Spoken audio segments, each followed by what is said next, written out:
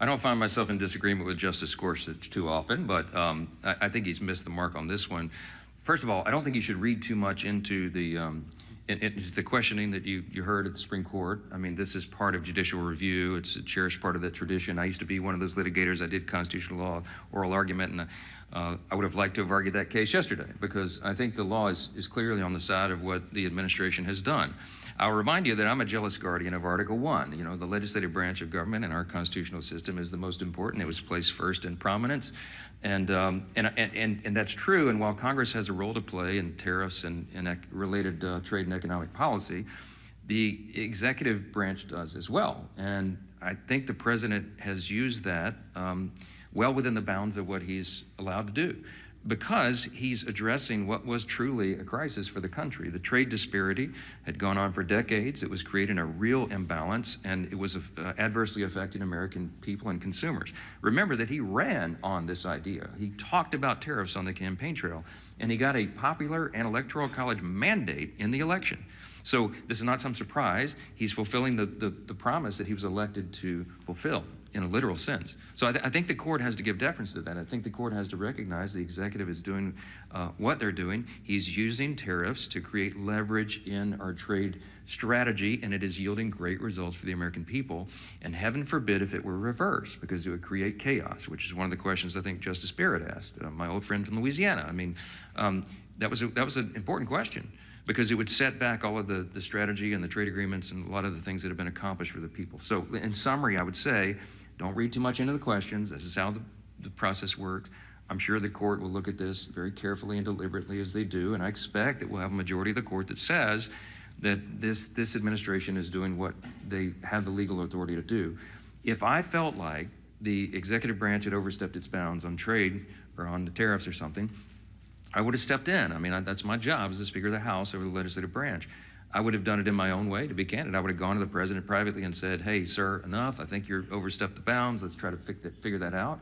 I wouldn't have publicly had a big spat with him, because it wouldn't have been necessary. But that conversation didn't happen, because I believe that what he's done is well within the bounds. And so we'll see what the court does. Yes. Thanks, Mr. Speaker. Leader Thune has said on a number of occasions that in exchange for reopening the government, he will promise Democrats a vote on ACA subsidies by a date certain. Will you do the same in the House? He promised it a long time ago, and he was rebuffed. I mean, that's not what this is about. I mean, they've demonstrated over and over and over. Somebody said this is the Seinfeld shutdown. It's about nothing. If you brought in 100 Senate and House Democrats right now and said, what is it about? They wouldn't even give you the same answer. They don't even know.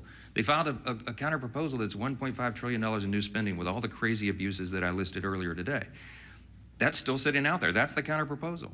Then they tried to say it was about health care. That was never the issue for the September 30th fiscal cliff. That was always a December issue. We always knew, everybody in the building knew, we were going to have to wrestle through that and come to a consensus on a solution on the COVID-era Obamacare subsidies in October, November, December.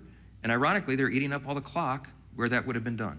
It's not about any of this. It's about politics, as we explained earlier. They are more afraid of the radical activists who are running the Democratic Party right now than they are of starving families, having families go hungry and having federal workers go without paychecks. That's just a simple fact. So yes, Leader Thune has been over backwards. He's offered them a vote. You know what they told him in response? No, we need you to guarantee the outcome of that vote. Well, that's ridiculous. That can't be done.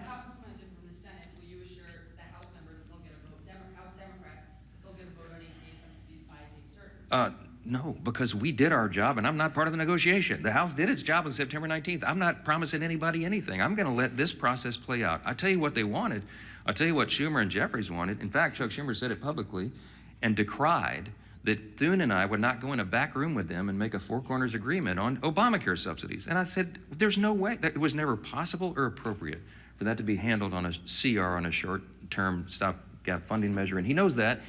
And we're not doing that anymore. We're not taking four leaders in a back room and making a deal and hoisting it upon the people. I'm not going to be a part of that. Chuck Schumer is part of the old way this was done, and that's part of the reason why people have such a lack of trust in Congress. We need to be transparent, open. We need to do it through the process. We need to involve and engage all of our caucuses and all of our members in this discussion. Healthcare is very complicated. It is very complex, and it is not something four people can go in a smoke-filled room in the back and make a deal on.